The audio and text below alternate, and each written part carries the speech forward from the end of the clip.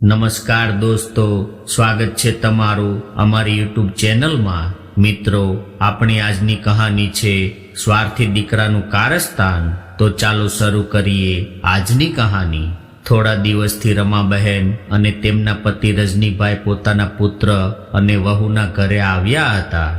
રમાબહેનનો પુત્ર પોતાની ઓફિસના કામમાં એટલો વ્યસ્ત રહેતો હતો કે પોતાના મા બાપ સાથે વાત કરવાનો પણ સમય નહોતો કાઢી શકતો, અને કદાચ ક્યારેક ઘરમાં રમાબહેન પોતાના પુત્ર સાથે વાત કરવાની કોશિશ કરતા અથવા તો કંઈ પૂછવાની કોશિશ કરતા તો તે ગુસ્સો કરીને જવાબ આપતો કે શું માં, તમે તો આખો દિવસ એમને એમ બેસી રહો છો, પરંતુ મારી પાસે એટલો સમય નથી હોતો કે હું તમારી સાથે બેસીને મારો સમય બરબાદ કરું। મારે ઓફિસનું ઘણું બધું કામ હોય છે, એટલે આવી રીતે તમે મને પરેશાન ન કરો। આટલું કહીને રમાબેનનો પુત્ર નિલેશ ત્યાંથી જતો રહ્યો, અને તેની વહુ પણ કંઈ કમ નહોતી। જો કે વહુએ જ પુત્રની સાથે ઉલટી સીધી વાતો કરીને એના મનમાં ઝહેર ભર્યું હતું। રમાબહેન પોતાના પુત્ર અને વહુના આવા વ્યવહારથી ખૂબ જ દુઃખી થયા, પરંતુ પોતાની કિસ્મત સમજીને મન મનાવી લીધું। રમાબહેન પોતાના જૂના સમયની યાદોમાં ખોવાયેલા હતા। કેટલા મોટા પદ ઉપર કાર્યરત હતા। મારા પુત્રના પિતાજી, તેઓ ઓફિસ અને પરિવારની જવાબદારી ખૂબ જ સારી રીતે સંભાળતા હતા, અને તેઓ તો પોતાના બાળકોને પણ સમય આપતા હતા અને માતા પિતાને પણ સમય આપતા હતા, અને તેઓ પોતાના માતા પિતાની ભાવનાઓની કદર કરતા હતા। પરંતુ મારો પુત્ર અને વહુ અમારી ભાવનાઓને શું સમજવાના? તેઓ તો અમારી સાથે સીધી રીતે વાત પણ નથી કરતા। રસોડાનું તમામ કામ રમાબહેન કરતા હતા, પરંતુ તેમની વહુ હંમેશા એવું કહેતી રહેતી કે ઘરનું બધું કામ હું જ કરું છું। ઘણી વખત રમાબહેને તેમની વહુને એમની મા સાથે ફોન પર વાત કરતા સાંભળ્યું હતું, અને તે હંમેશા એવું કહેતી રહેતી કે એક તો બાળકોનું ભણતર, અને ઉપરથી ઘરનું આટલું બધું કામ, અને ત્રીજું મારા સાસુ સસરા મારા માથા પર આવીને બેસી ગયા છે। તેઓ એટલું પણ નથી સમજતા કે વહુ બિચારી એકલી શું કરશે। બાળકોની પરીક્ષાના સમયે પણ વહુ દીકરાને એવું કહેતી હતી કે તમે તમારા મા બાપને એમના ઘરે મોકલી દો, આના લીધે મારા બાળકોની પરીક્ષા બગડશે તો મારાથી ખરાબ બીજું કોઈ નહીં હોય। રમાબહેન આ બધું જાણતા હતા, પરંતુ તેઓ પોતાના પતિની તબિયત જોઈને પોતાના મોં પર તાળું લગાવેલું રાખતા। આમ તો રમાબહેન દરેક કામમાં તેમની વહુની મદદ કરતા હતા, પરંતુ તેમની વહુને તો બસ તેમને ઘરમાંથી બહાર કાઢવાનું કોઈને કોઈ બહાનું શોધવાનું હતું। જો કે રમાબહેન પોતાની પતિની સારવાર માટે દીકરાના ઘરે શહેરમાં આવીને રહેતા હતા, કેમ કે ગામમાંથી રોજ રોજ આટલા દૂર શહેરમાં આવવું એમના માટે સંભવ નહોતું। રમાબહેનને પણ ગોઠણમાં તકલીફ રહેતી હતી, પરંતુ આટલું બધું દુઃખ હોવા છતાં પણ રમાબહેન ક્યારેય ફરિયાદ નહોતા કરતા। ક્યારેક ક્યારેક તેઓ વધારે ઉદાસ થઈ જતા તો તેમને તેમના પુત્ર સાથે રમવાનું મન થતું, પરંતુ એ જ સમયે વહુ ચિલ્લાઈને કહી દેતી કે તમારી હિંમત કેવી રીતે થઈ મારા દીકરાને હાથ લગાવવાની? તમે ચૂપચાપ તમારા રૂમમાં પડ્યા રહેજો। રમાબહેનને હવે પોતાનું જીવન એક બોજ લાગવા લાગ્યું હતું। તેઓ વિચારવા લાગ્યા કે મારા પતિ બીમાર પડ્યા છે, એટલે મારી સાથે બે શબ્દ પ્રેમથી બોલવા વાળું પણ કોઈ નથી રહ્યું। રમાબહેનના પતિનું 10 દિવસ બાદ ઓપરેશન થવાનું હતું, અને રમાબહેનના ગોઠણમાં પણ એટલું બધું દર્દ હતું કે તેઓ સીધી રીતે ચાલી પણ નહોતા શકતા। આજે રવિવાર હતો, એટલે રમાબહેનનો પુત્ર પણ ઘરે હતો, અને રમાબહેને જ્યારે એના દીકરાને કહ્યું કે મને દવાખાના સુધી છોડી દે, તારા પિતાજીનો રિપોર્ટ બતાવવાનો છે, પરંતુ તેમના પુત્રએ સીધી જ ના પાડી દીધી અને કહેવા લાગ્યો કે શું માં, તમે પણ અઠવાડિયે એક રજા આવે છે, એમાં પણ તમે મને પરેશાન કરવા લાગો છો। તમે રિક્ષામાં બેસીને જતા રહેજો। આટલું કહીને દીકરો એના રૂમમાં જઈને બેડ પર સૂઈ ગયો, અને જ્યારે રમાબહેન દરવાજા તરફ જઈ રહ્યા હતા એટલામાં વહુનો અવાજ આવ્યો કે સાંભળો છો, મને ગાડી લઈને પાર્લર સુધી મૂકી જાવ ને। અત્યારે ખૂબ જ તડકો છે, એટલે તમે ગાડી લઈને મને મૂકી જાઓ. એટલે રમાબહેનના પુત્રએ તરત જ કહ્યું, તે સારું, તું તૈયાર થઈ જા, તને મૂકી જાઉં છું. આ જોઈને રમાબહેનની આંખોમાંથી આંસુ નીકળી ગયા અને રિક્ષા શોધવા લાગ્યા. પગના દુખાવાના કારણે તેઓ સીધા ચાલી પણ નહોતા શકતા, એટલે લંગડા લંગડા ચાલતા ચાલતા રોડ પર પહોંચ્યા. ત્યારે પાછળથી એક રિક્ષા આવીને ઊભી રહી અને એ રિક્ષાવાળો કહેવા લાગ્યો કે માજી, મને એવું લાગે છે કે તમને પગમાં કોઈ તકલીફ છે, ચાલો હું તમને મૂકી જાઉં છું. એટલે રમાબહેન એનો ધન્યવાદ કરીને રિક્ષામાં બેસી ગયા અને મનમાં ને મનમાં દુઆ આપવા લાગ્યા. હોસ્પિટલ પહોંચીને જ્યારે તેમણે રિક્ષાવાળાને પૂછ્યું કે કેટલું ભાડું થયું, રિક્ષાવાળો બોલ્યો, માજી, આટલા તડકામાં ચાલીને પાછા ઘરે કેવી રીતે જશો? તમે હોસ્પિટલે જઈને આવો, ત્યાં સુધી હું અહીં જ ઊભો રહીશ, હું તમને પાછા ઘરે મૂકી જઈશ. રિક્ષાવાળાના આવા પ્રેમભર્યા શબ્દો સાંભળીને રમાબહેન ખૂબ રાજી થયા. જ્યાં સુધી રમાબહેનના પતિ રજનીભાઈ સ્વસ્થ હતા ત્યાં સુધી તો કોઈની હિંમત નહોતી કે રમાબહેન તરફ કોઈ આંગળી પણ ઊંચી કરી શકે. પરંતુ જ્યારથી તેમનું એક્સિડન્ટ થયું હતું ત્યારથી બિચારા એકદમ લાચાર બની ગયા હતા અને છેલ્લા 2 મહિનાથી તો ન જાણે કેટલી વાર રમાબહેનને તેમના પુત્ર અને વહુ દ્વારા પોતાનું અપમાન સહન કરવું પડ્યું હતું. જો કે રજનીભાઈનો ઈલાજ તો તેમના રિટાયરમેન્ટના પૈસાથી થઈ રહ્યો હતો, પરંતુ તો પણ તેમના પુત્ર અને વહુ તેમના પર અહેસાન કરતા હોય એવું વર્તન કરતા હતા. એક દિવસ રમાબહેન ઉપર એમના પતિ રજનીભાઈના મિત્રનો ફોન આવ્યો કે તેઓ આજે સાંજે રજનીભાઈને મળવા આવવાના છે. રમાબહેન ખૂબ જ ખુશ થયા કે તેમના મિત્ર એને મળવા આવશે તો નિલેશના પિતાજીનું થોડું મન હળવું થશે. ત્યારબાદ રમાબહેને નિલેશને કહ્યું કે તારા પિતાજીના મિત્ર આવવાના છે, એટલે તેમના માટે નાસ્તાની વ્યવસ્થા કરવી છે અને જે કાંઈ ખર્ચો થાય એ તારા પિતાજીના પૈસામાંથી કાપી લેજે. મિત્રનું નામ સાંભળતા જ રજનીભાઈના શરીરમાં એક નવી ઉર્જા આવી ગઈ, પરંતુ વહુએ નાસ્તામાં કંઈ પણ બનાવવાની ના પાડી દીધી.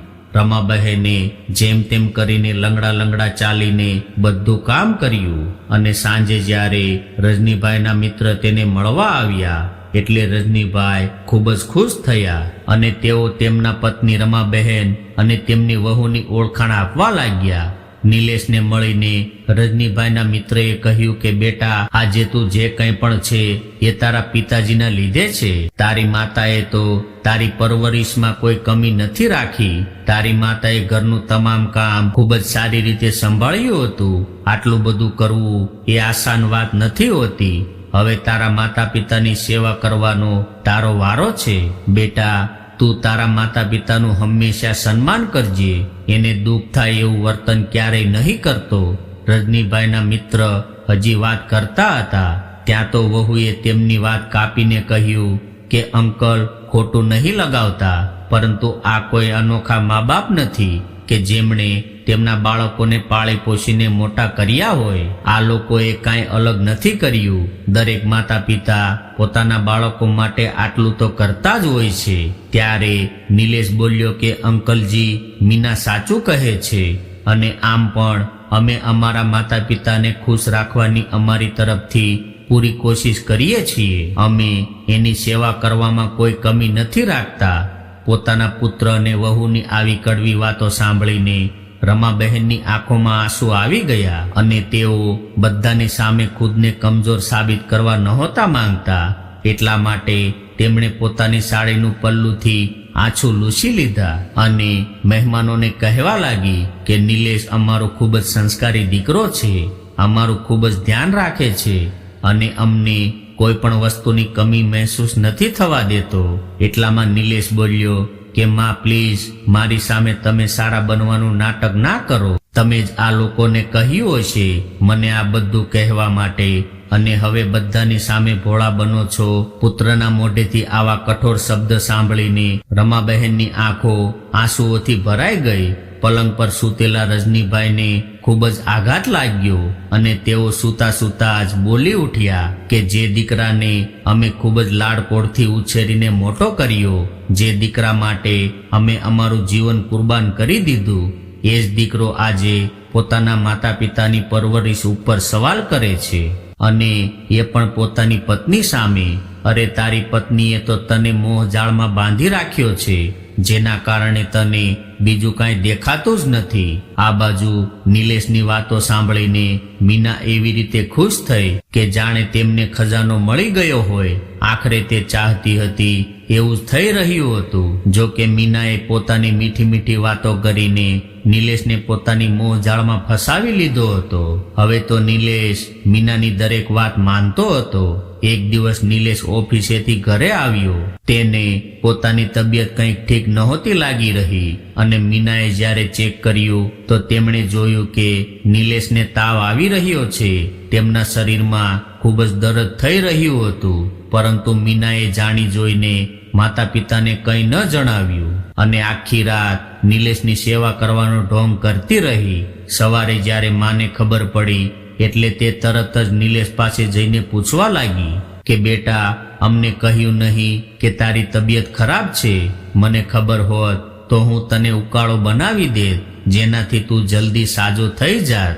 આટલું સાંભળ્યું ત્યાં તો નિલેશ તેની મા પર ગુસ્સો કરીને કહેવા લાગ્યો કે તમે તો રાત્રે આરામથી સૂઈ ગયા હતા, તમને શું ખબર કે મને કેટલો તાવ આવ્યો હતો.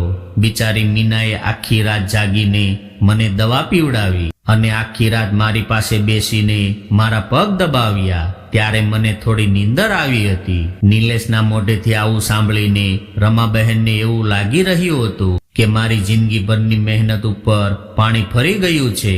રમાબહેન કરુણ અવાજે કહેવા લાગ્યા કે બેટા, તારો દરવાજો બંધ હોય છે તો અમને કેવી રીતે ખબર પડે કે તને તકલીફ છે? આમ તો તે સાચું કહ્યું છે કે તારી પત્ની તારા માટે બધું જ છે. અમે તો તારા માટે ક્યારેય કંઈ કર્યું જ નથી. એટલામાં રજનીભાઈ બોલ્યા કે બેટા, હું તો આખો દિવસ ઓફિસની જવાબદારી સંભાળતો હતો, પરંતુ તારી માએ આખી રાત જાગીને તારું ધ્યાન રાખ્યું હતું. તારી માં ખુદ ભીનામાં સૂઈ જતી અને તને સૂકામાં સુવડાવતી હતી. આટલું સહન કર્યા બાદ પણ તારી માં ક્યારેય પોતાનું દુઃખ કોઈને કહેતી નહોતી. અને જ્યારે તું મોટો થયો અને તારું એક્ઝામ હતું ત્યારે તું મોડી રાત સુધી જાગતો હતો. એ સમયે પણ તારી માં જ તારી સાથે જાગતી હતી. ક્યારેક તને ચા બનાવીને આપતી તો ક્યારેક તારું માથું દબાવી આપતી. મેં તો ફક્ત મારા પૈસા ખર્ચ કર્યા હતા, પરંતુ તારી માએ તો પોતાના જીવનનો કિંમતી સમય તને આપ્યો હતો. પોતાની રાતોની નીંદર તારા માટે કુરબાન કરી હતી. અને જ્યારે તે મીના સાથે વિવાહ કરવાની વાત કરી હતી ત્યારે બધા જ તારા વિરોધમાં હતા, પરંતુ તારી માં હંમેશા તારી સાથે ઊભી હતી. વિવાહ બાદ પણ તારી માએ વહુને દીકરી કરતા પણ વધારે પ્રેમ આપ્યો હતો, પરંતુ તારી પત્નીએ ક્યારેય તેને પોતાની માં નથી સમજી. તેમણે તો બસ તારી ઉપર જ પોતાનો અધિકાર જમાવી રાખ્યો છે. અમે તારા ઘરે આવ્યા બાદ પણ તારી પત્ની બસ તારી પસંદનું જ જમવાનું બનાવે છે. તારી પત્ની તને એવું કહે છે કે મેં મારી બચતમાંથી આ મોંઘું ગિફ્ટ ખરીદીને તમારા માટે લાવી છું. આવું કહીને એ તને એની મોહજાળમાં ફસાવી રાખવામાં સફળ થઈ છે. ધીરે ધીરે એ તને અમારાથી દૂર લઈ જવા માંગે છે. અમે એ વાત સારી રીતે સમજીએ છીએ, પરંતુ અમે તને કંઈ નથી કહ્યું, કેમ કે અમને અમારી પરવરિશ ઉપર વિશ્વાસ હતો. અમને નહોતી ખબર કે અમારો દીકરો અમારાથી એટલો દૂર જતો રહેશે કે પોતાના મા બાપની કુરબાની ઉપર પણ શંકા કરવા લાગશે. જ્યારે સવારે તારી માં રૂમમાં ચા નાસ્તો લઈને આવી તો તે એવું કહ્યું કે નાસ્તો અહીં મૂકીને જતા રહો, અમે થોડીવાર બાદ ખાઈ લઈશું. બિચારી મીના આખી રાત સૂઈ નથી શકી, એને આરામ કરવા દો.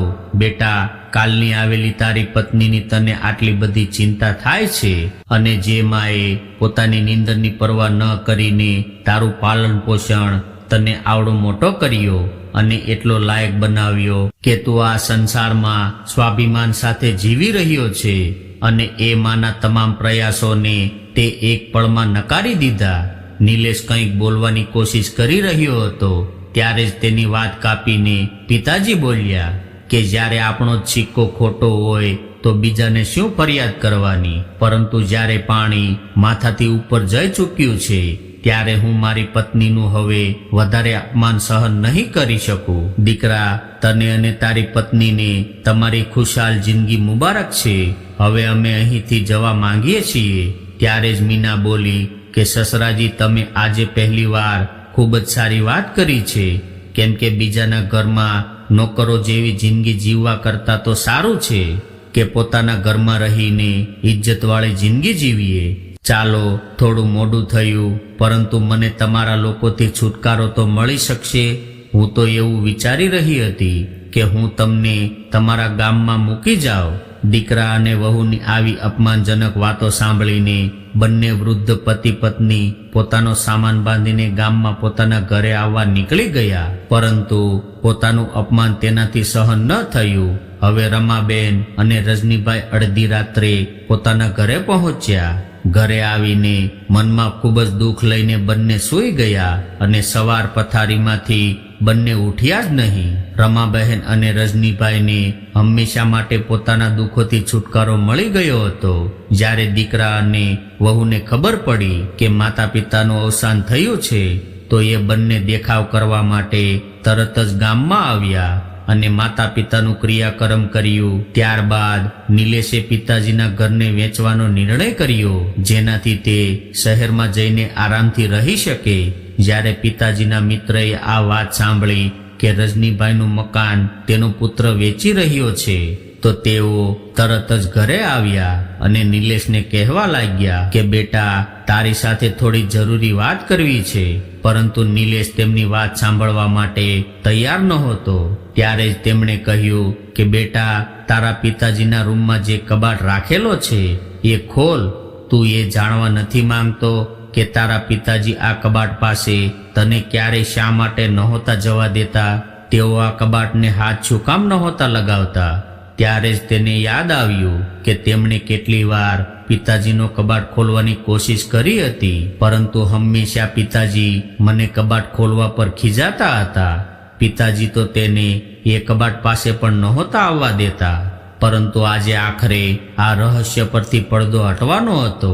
જ્યારે નિલેશે એ કબાટ ખોલ્યો તો એની અંદરથી થોડા પેપર નીકળ્યા. જ્યારે નિલેશે આ પેપર ખોલીને જોયા અને તેમણે વિચાર્યું કે કદાચ આ પેપર મારા પિતાજીની પ્રોપર્ટીના હશે, પરંતુ આ પેપરને વાંચતા જ તેના પગ નીચેથી જમીન સરકી ગઈ.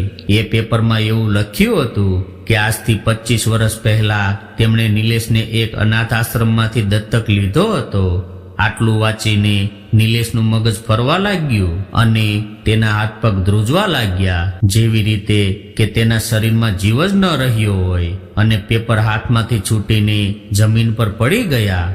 નિલેશની આવી હાલત જોઈને મીનાએ પેપર ઉઠાવીને વાંચ્યા તો તે પણ આશ્ચર્યમાં પડી ગઈ કે પિતાજીએ પોતાની તમામ મિલકત અને ઘરેણાં નિલેશ અને તેની પત્નીના નામે કરી દીધા છે. હવે તો નિલેશ શરમથી માથું ઝુકાવીને જમીન પર પડી ગયો અને વિચારવા લાગ્યો કે આખરે મેં આ બધું શું કરી દીધું? જે માતા પિતાએ એક અનાથ બાળકને અનાથ આશ્રમમાંથી ઉઠાવીને મહેલમાં પાલન પોષણ કરીને મોટો કર્યો, એક નવું જીવન આપ્યું, મારી બધી જ ઈચ્છાઓ અને ખુશીઓનું ખૂબ જ ધ્યાન રાખીને અને તેમણે મારા માટે પોતાના જીવનને એક તરફ કરી દીધું. એવા મારા માતા પિતાને હું થોડા દિવસ માટે પણ મારા ઘરમાં જગ્યા ન આપી શક્યો અને તેમને અપમાનિત કરીને તેમને જલીલ કરીને ગામડે મોકલી દીધા. હું મારા મા બાપને 2 સમયનું ભોજન પણ ઇજ્જતથી ન ખવડાવી શક્યો. આજે નિલેશ ખુદથી પોતાની નજર નહોતો મિલાવી શકતો. આ બધી ઘટનાઓથી હેરાન થયેલી મીના થોડીવાર માટે તો કંઈ ન બોલી અને થોડીવાર બાદ ખુદને સંભાળીને નિલેશને કહેવા લાગી કે સાચી ગુનેગાર તો હું છું. તમારા મા બાપ વિરુદ્ધ તમારા મનમાં ઝહેર ભરતી રહી. મીનાની આંખોમાં પસ્તાવાના આંસુ હતા, પરંતુ હવે શું થઈ શકે? જ્યારે તમામ લોકો જતા રહ્યા ત્યારે ત્યાંથી ઉઠીને નિલેશ માતા પિતાની તસવીર સામે 2 હાથ જોડીને માફી માંગવા લાગ્યો. માતા પિતા, મને માફ કરી દો. અમે તો ઘોર પાપ કર્યું છે. હું તમારો પુત્ર હોવાની ફરજ નથી નિભાવી શક્યો. માતા પિતાની તસવીર સામે રડતા રડતા તેની આંખ બંધ થઈ. ત્યારે અચાનક એને એવું લાગ્યું કે કોઈએ એના માથા પર હાથ ફેરવ્યો હોય ત્યારે જ તેને એવો અહેસાસ થયો અને એવું સંભળાયું કે કદાચ તે અમને જીવતા જીવ આ સન્માન અને થોડો પ્રેમ આપ્યો હોત તો અમે તમારું જીવન શાંતિથી જીવી અને શાંતિથી મરી શક્યા હોત. અને હવે જ્યારે તને તારા કર્મો પર પસ્તાવો થઈ રહ્યો છે તો અમને અમારી તપસ્યાનું ફળ મળી ગયું છે અને હવે અમે શાંતિથી મુક્તિ મેળવી શકીશું. નિલેશની અચાનક આંખ ખુલી ગઈ અને સામે જોયું તો કોઈ નહોતું, પરંતુ એને એવો અહેસાસ થયો હતો કે એ તેમના માતા પિતા જ હતા, કેમ કે તેની માં તેને બાળપણથી જ આવી રીતે માથા પર હાથ ફેરવીને આશીર્વાદ આપતી હતી. તેમણે પોતાના માતા પિતાને ધન્યવાદ આપ્યા અને નિર્ણય કર્યો કે તે હવે આ ઘરને નહીં વેચે, પરંતુ આ જગ્યા પર એક વૃદ્ધાશ્રમ બનાવશે અને એ વૃદ્ધાશ્રમમાં રહેવા વાળા તમામ વૃદ્ધોની જીવનભર સેવા કરશે. મિત્રો, આજની કહાની તમને કેવી લાગી કોમેન્ટમાં જરૂર જણાવજો અને પસંદ આવી હોય તો વિડીયોને લાઈક, શેર અને નવા હોય તો ચેનલને સબસ્ક્રાઇબ કરી અને કોમેન્ટ બોક્સમાં જય શ્રી કૃષ્ણ લખવાનું ભૂલતા નહીં.